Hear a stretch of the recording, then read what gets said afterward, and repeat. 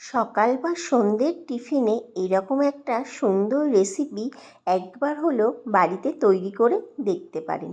নমস্কার বন্ধুরা, kitchen of সোনটাই চ্যানেলে আপনাদের স্বাগত। খুব অল্প উপকরণ দিয়েই এই সুন্দর রেসিপিটি খুব সহজেই তৈরি করে ফেলতে পারবেন। হাতে 15 মিনিট থাকলেই যথেষ্ট। চলুন তাহলে শুরু করা যাক। আমি এখানে একটা মিক্সি বাটি নিয়ে নিয়েছি। এখানে উপকরণ হিসেবে ব্যবহার করেছি 1 কাপ সুজি, 1 কাপ চিড়ে, হাফ কাপ টক দই, হাফ কাপ জল এবং 1 চামচ চিনি। আর সবশেষে দিয়ে দিচ্ছি 4 টেবিল চামচ সাদা তেল। এবার সব কিছু ভালোভাবে পেস্ট করে নেব। আমার এখানে পেস্ট করা হয়ে গেছে, একটা বাটির মধ্যে ঢেলে নিয়েছি। এর মধ্যে দিয়ে দিচ্ছি 1 টেবিল চামচ লবণ এবং 1 টেবিল চামচ দিয়ে দিলাম গোটা জিরে। একটা ব্লেন্ডার দিয়ে সব কিছু ভালোভাবে মিশিয়ে নেব। সবশেষে দিয়ে দেব 1 প্যাকেট ইনো পাউডার এবং সামান্য পরিমাণে একটু জল দিয়ে দেব। এখন সব কিছু ভালোভাবে ফেটিয়ে নেব। 10 থেকে 15 মিনিট একটু সময় নিয়ে কিন্তু ফেটাতে হবে, যাতে একটা স্মুথ ব্যাটার তৈরি হয়ে যায়। আমার এখানে ব্যাটারটা তৈরি হয়ে গেছে। একটা স্টিলের থালা নিয়ে নিয়েছি, এর উপরে একটু সাদা তেল ভালোভাবে মাখিয়ে নিয়েছি। এখন থালার উপরে ব্যাটারটা ঢেলে দেব। আর এখানে সম্পূর্ণ ব্যাটারটা ঢালা হয়ে গেছে। এখন একটু নাড়িয়ে চারিদিকটা ভালোভাবে সেট করে দেব ঘুরিয়ে ঘুরিয়ে। উপর থেকে ছড়িয়ে দেব একটু লাল লঙ্কার গুঁড়ো।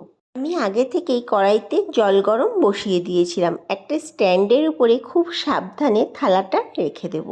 এখন গ্যাসের ফ্লেমটাকে মিডিয়ামে রেখে 15 মিনিটের জন্য ঢেকে দিচ্ছি। চলুন ততক্ষণে আমি একটা চাটনি তৈরি করে নিই।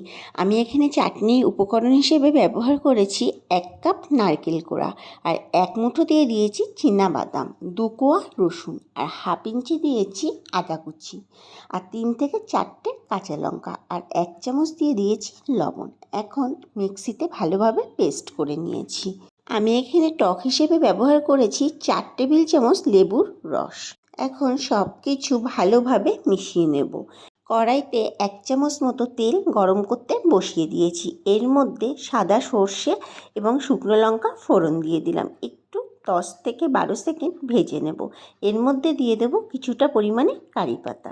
কারি পাতাটাও ভালোভাবে ভেজে ফোড়নটা আমি এই চাটনির মধ্যে ঢেলে সব কিছু ভালোভাবে চামচ দিয়ে মিশিয়ে নেব। তৈরি হয়ে গেল আমার নারকেল এবং বাদাম দিয়ে সুন্দর একটা চাটনি। 15 মিনিট পর ফিরে আসলাম। এখন থালাটাকে কড়াই থেকে নামিয়ে একটু ঠান্ডা করতে দেব। আপনারা নামানোর আগে ছুরি বা টুথপিক দিয়ে দেখবেন ভেতরটা ভালো মতো সিদ্ধ হয়েছে কিনা। এখন একটা ছুরি দিয়ে আমি পিস পিস করে কেটে নেব।